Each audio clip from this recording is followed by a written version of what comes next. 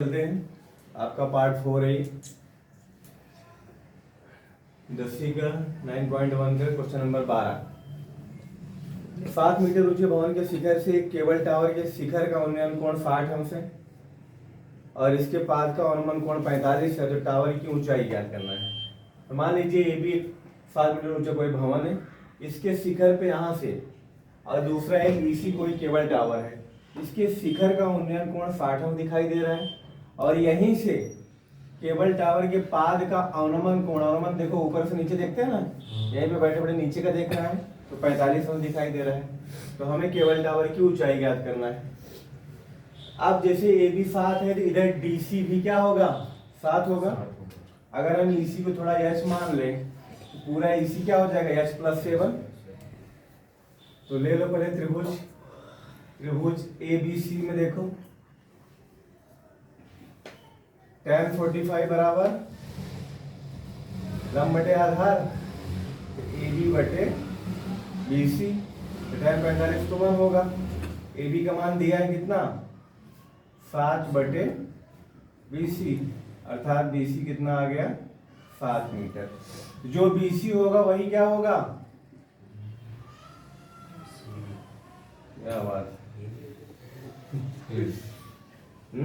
BC जो होगा वही AD के बराबर होगा, आमने सामने की भुजा बराबर होगी। अब ऊपर का त्रिभुज ले लो, कौन सा लोगे, त्रिभुज AED में tan 60 बराबर ED बटे क्या AD। tan 60 होता है √3। ED कितना हमने h माना है और AD कितना आया था 7। तो h बराबर कितना हो गया, क्रॉस गुणा होगा 7√। तो केबल टावर की ऊंचाई EC बराबर ED प्लस DC। तो ED कितना आया अभी 7√3 और DC कितना है 7 ही है। तो दोनों में 7 कॉमन ले लो तो √3 प्लस 1, ये आपके टावर की ऊंचाई हो जाएगी जी। ओके, क्वेश्चन नंबर 13 देखिए। समुद्र तल से 75 मीटर ऊंची लाइट हाउस के शिखर से देखने पर दो समुद्री जहाजों के अवनमन कोण 30 और 45 में। अवनमन कोण समझते हो, मान लो ये कोई लाइट हाउस है, ये समुद्र का किनारा है, यहां से दो जहाजों को अवनमन कोण देख रहा है।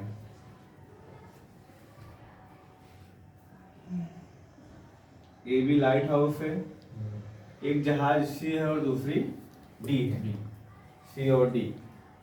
ये दोनों का अवनमन कोण कितना है 30 और 45, यानी ये कोण कितना है 30 और ये, ध्यान रखना जो कोण दूर होगा उसका मान हमेशा कम रहेगा, छोटा होता जाएगा। जैसे जैसे टावर की ओर जाएगा वैसे वैसे कोण बढ़ता जाएगा। यदि लाइट हाउस के एक ही ओर और इसकी हाइट दिया हुआ है 75 मीटर, लाइट हाउस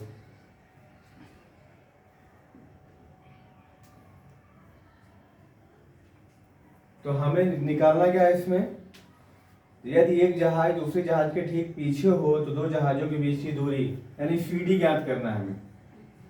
मान लो कितना है CD x, क्लियर है, CD कितना है x है। तो ले लो त्रिभुज, पहले ABC ले लो। ABC में tan 45 बराबर AB बटे क्या आएगा BC। भाई लंब बटे आधार, कोण ये है इसके लिए लंब और ये आधार, तो tan 45 1 हुआ। AB कितना 75 बटे में BC, अर्थात BC बराबर 75 हो गया। अब बड़ा वाला त्रिभुज ले लो, त्रिभुज ABD में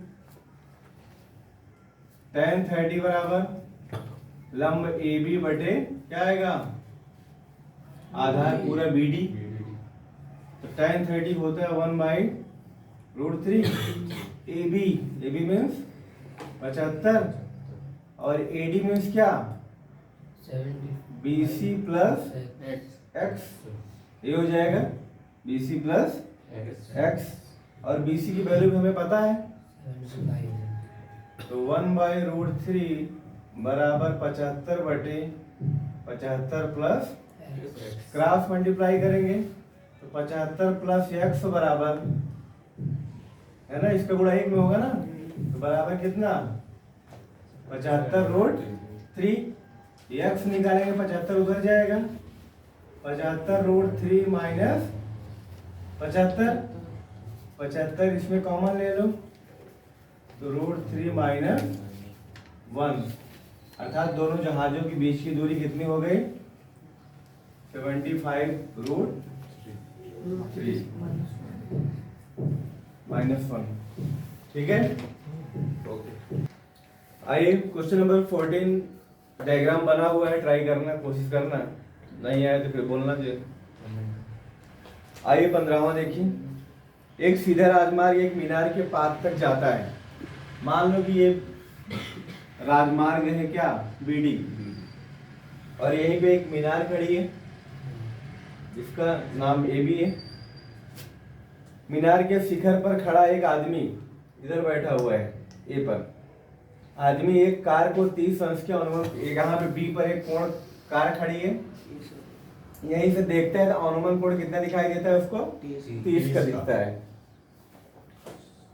और मीनार के पास की ओर एक समान चाल से चलती है। ये कार जो है D से होते हुए आती कहाँ पर, C पर, और जब C पर पहुंचती है तो यहाँ अनुमान कोण कितना दिखता है, 60 का, तो 30 से 60 हो जाता है अनुमान कोण,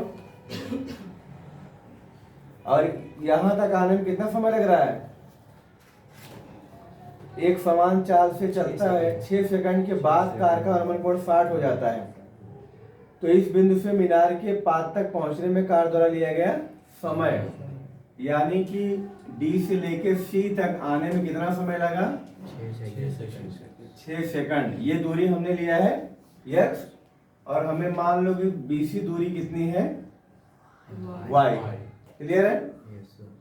तो C से लेके B तक जाने में हमें समय निकालना है, y नहीं बल्कि टाइम निकालना है, y तो दूरी है, हमें समय निकालना है। तो चलो पहले देखो, तो त्रिभुज पहले ले लो ABC, ABC में tan 60 बराबर क्या, लंब बटे आधार, AB बटे BC, tan 60 होता है √3, और AB का मान दिया है क्या, नहीं दिया है ना, तो हो गया AB बटे क्या, हमने y लिया है, y, अर्थात AB बराबर कितना आ गया, √3y, इसको यहीं पे छोड़ दो। अगला त्रिभुज ले लो, कौन सा, त्रिभुज ABD,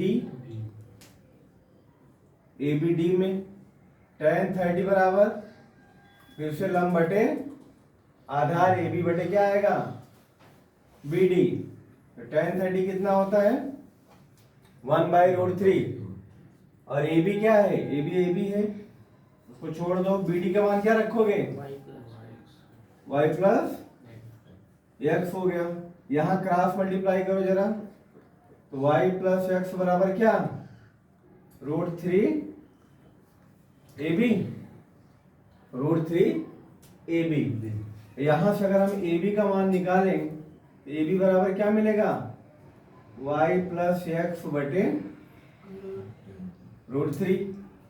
AB के मान से हमें कोई लेना देना नहीं है, तो यही AB का मान हम पहले में रख देते हैं यहाँ पर, यहाँ AB बराबर क्या दिया है, √3y, तो हम लिखेंगे यहाँ √3y बराबर y प्लस एक्स बटे कितना, √3, तो क्रॉस मल्टीप्लाई करो तो √3 गुणा हो जाएगा, तो 3y बराबर क्या, x plus y, 3y minus y बराबर, भाई ये y इधर आ गया, कितना बचा इधर, 2y बराबर x।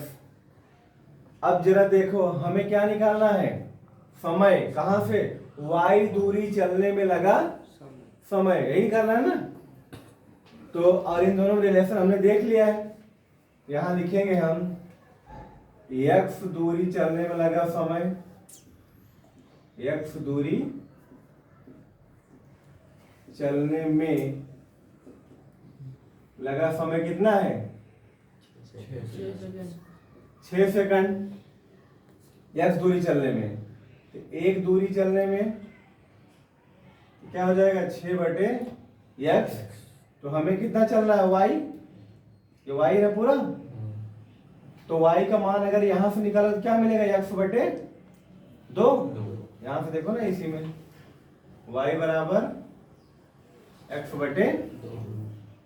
तो y दूरी चलने में लगा समय, एक का है इसी में गुणा कर दो, 6/x गुणा y। गुणा क्या लिखोगे? y।